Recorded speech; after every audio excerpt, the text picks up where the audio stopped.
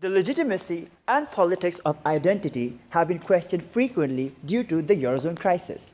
The Eurozone crisis involves 19 out of 28 member states of the European Union who have adopted the euro as the common currency. Eurozone crisis came to light in 2009 after Greece's financial crisis shook the people of Europe.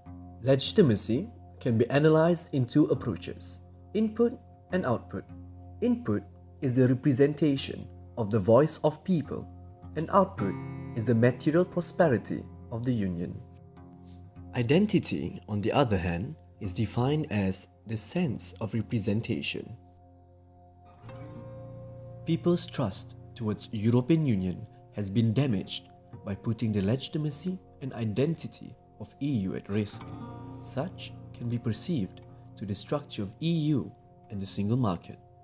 Monetary and fiscal policy are used to monitor the economy by states. The monetary policy is controlled by the European single market, while fiscal policies vary from each member state. The lack of coordination and regulation within the single market led to the Eurozone crisis, hence the doubt on the legitimacy of EU. Well, it's as much the outcomes of those policies that are important and what we might call a differential impact. That is to say, in some parts of the European Union and the Eurozone, specifically the North, that's been very beneficial to those economies and general prosperity. But in the South, and in particular in Greece, it's had the opposite effect. It's been very destructive for material prosperity. And I think that has actually challenged the output legitimacy of the Eurozone and the European Union more generally. The fact that not all of its 28 member states have adopted the euro as the common currency, it shows incompetence due to the lack of fiscal coordination, divergent economies of interest, which fuels the doubt of legitimacy. The EU is known for its unclear power structure and consensus-driven nature, called policies without politics, causing democratic deficit, even though it is a procedurally democratic union. Due to that, the EU has less power compared to the member states who prioritizes their national interests over the common good of EU, which leads to the completion of the necessary and urgent needs to be unpopular. It is impossible due to the consensus-driven nature of EU's policy process.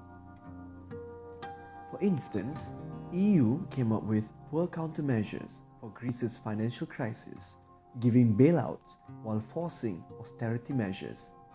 According to BBC News, Greece's unemployment rate reached 8% in 2007.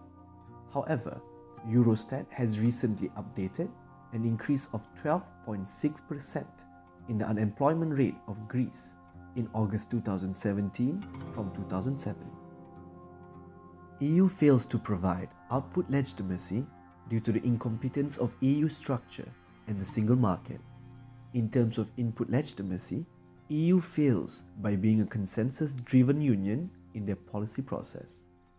This proves that the Eurozone crisis affected both the politics of identity and the legitimacy of the European Union as a whole, which brings us back to the question: would the EU adopt a new policy, or would they maintain their current policy?